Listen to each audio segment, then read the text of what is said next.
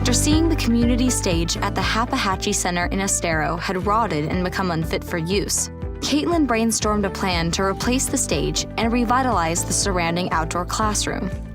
She gathered a team and purchased the necessary supplies for construction, and before she knew it, Katelyn was breaking ground on the brand new stage the organization desperately needed.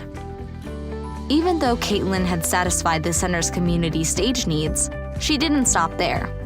She felt motivated to raise awareness of the Happehatchee Center and its mission to provide environmental and healing arts education.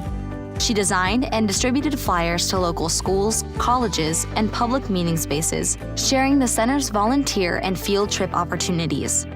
Katelyn knows the community benefits of having a sanctuary for nature and therapy, and wants more people to experience the center firsthand.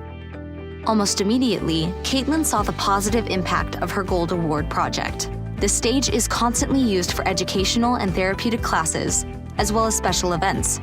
Her contribution to Happehatchee will provide a lasting space for many to learn about Florida's native flora and fauna, while encouraging the preservation of green spaces and animal habitation in our rapidly developing world.